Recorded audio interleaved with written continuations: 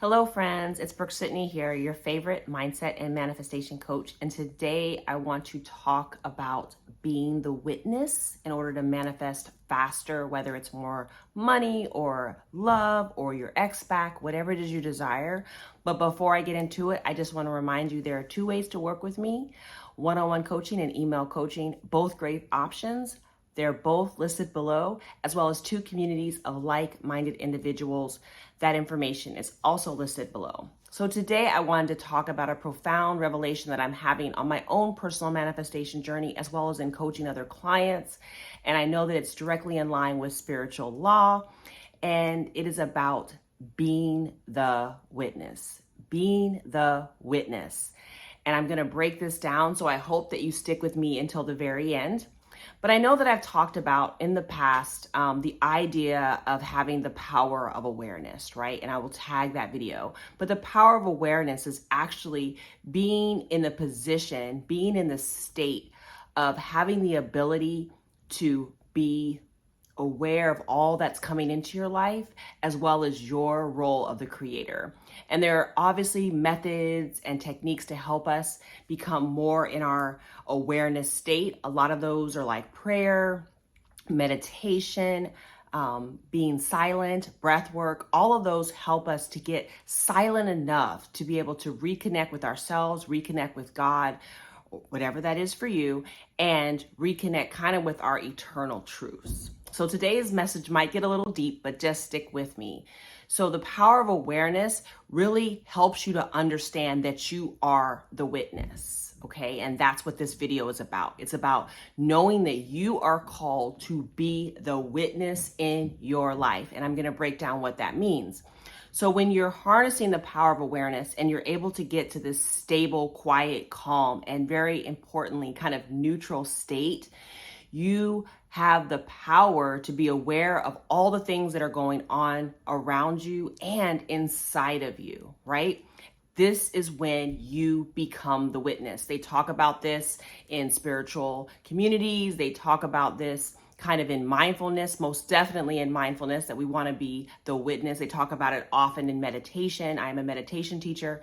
And so really today, I want you to kind of anchor into the idea that you are the witness. And what does that mean, and how does that give you power? Well, first of all, it means that you are not your thoughts. You are the thinker, right? You are the person that is seeing the thoughts, understanding the thoughts, and honestly giving meaning to the thoughts, right? So when we think about mental diet, and I'll tag that video, the power of understanding your mental diet and creating the mental diet comes from first you being the witness, from you first being aware of the thoughts that you are creating or the thoughts that are passing through. Not all of our thoughts are our thoughts. You know, our thoughts become our thoughts when we attach meaning onto them, when we start focusing on them, and when we start continually thinking them, right? We get into a rhythm of them. That's why affirmations are so important, because that's when we're actually choosing our thoughts and reprogramming our thoughts. So first, we want to be the witness to our thoughts. We want to remind ourselves that we are the thinker, that we are creating the thoughts, that we are witnessing the thoughts, that we're seeing the thoughts, and ultimately we're deciding what we want to continue thinking about. Number two, we want to be the witness of our emotions.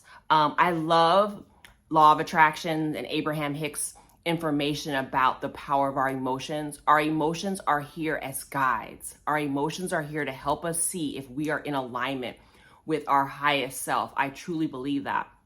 Are we spending our time, as even the Bible says, on thoughts that are good, thoughts that are kind, right? Thoughts that are loving, right? Or are we spending our time on thoughts that are depressing and sad and anxious and worry and doubt and fear? And we all do it. And we do this all throughout the day. Most of us are not just stabilized in one particular, thought frequency where we're always thinking joy, always thinking gratitude, always thinking love. Those are the highest levels of thoughts. Those are the highest frequencies and vibrations. All of these lessons are consistent whether you read the Bible or you listen to Law of Attraction, in the sense that everything is a frequency, everything has a vibration. There are levels of love and good and grace, and all of those exist at a higher frequency. So when we are a witness to what we are experiencing, we are a witness to our emotions, our energy in motion moving through us, it allows us to then become more powerful to make sure that we're choosing thoughts to attach ourselves to that are creating feelings that we want to feel.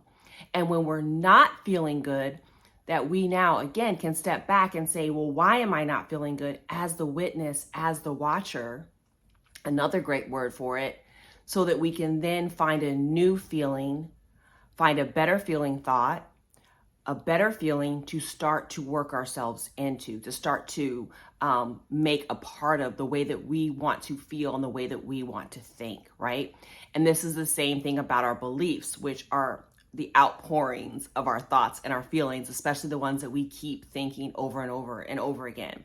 But when we're able to step back and become this beautiful witness, this beautiful watcher, then we can create our power position.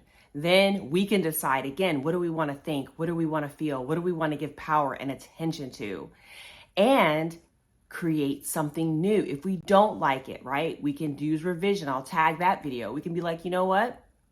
I don't want to think about the fact that I don't have the love I want. I don't have the house I want. I don't have the money I want. Instead, I want to revise that story. I want to revise that thought and think about me having all the beautiful things that I want. And that's a part of living in the end, right? I want to revise the thought of having all the love that I want, or the lover that I want, or the money that I want, or the life that I want. I'm going to use the techniques that we talk about to revise how I think and feel about my life, the stories, right? When you are the witness, you're able to see the stories that you have created, and the stories that are running rampant in your life, the stories that are lifting and up-leveling you, or the stories that are downgrading you and depressing you, right?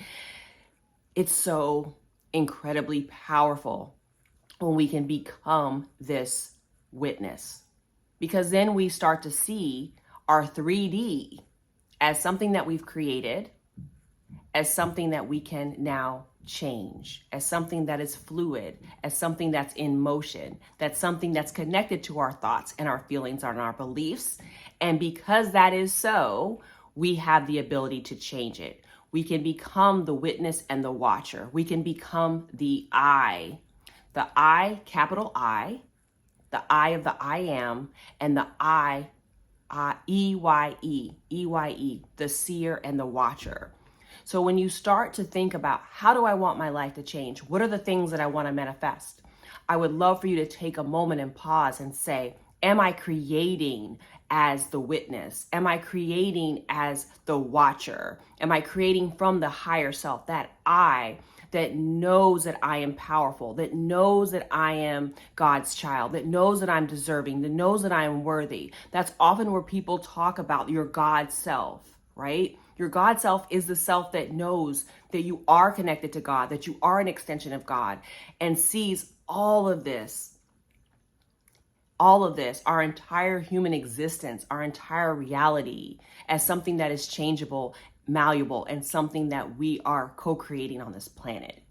And so when we can step back into the watcher and the witness that we are, and in that power position, we're able to truly transform our thoughts, our feelings, our states, our beliefs, and our self-concept to be the person that has the things that we desire, that has our wish fulfilled, that has our lover, that has the person who chooses us over and over and commits to us over and over, or the money in our bank account so that we can freely live our lives and live our highest joys. That is when we step into the becoming the witness, and we then take our power back and decide what we are going to focus on, what we are going to manifest, how our lives are going to be, rather than being in victim to or subjected to the thoughts that we don't want to keep thinking, the feelings that we don't want to experience, the 3D that is triggering and we're reacting to, instead of reminding ourselves that we go first, that we decide the life that we want to live, and then we have to consciously create our thoughts, our feelings, our states, our beliefs, and ultimately, and most importantly, our self-concept of the person who has that as people say, vibrates on that level, is open to that, is receiving of that, and knows that they have that, right? One of my friends told me, and it's so powerful, he kept giving me kind of this mantra that I'm the queen that hovers above. And I was like, what does that mean? For so long, it took me a long time to even get with the idea of a queen. I now totally feel that and embody that energy, but the idea of hovering above. And essentially, what I've come to know, this thought and this mantra and this declaration that he spoke over me, right? This decree that he spoke over me, and I'm speaking it over all of you listening, is that you do have the ability to hover above. You do have the ability to kind of come up above our 3D circumstances, to come up above our lower level thoughts and feelings and emotions and situations, especially when we step into a position of, I am above this. I'm creating this, right? I go first. I am the queen. I am the king. And because of that, I am creating this beautiful life. And whatever I've created before, I bless it and say, that's what I did before. Now I want something new. I'm growing and evolving. I'm allowed to change.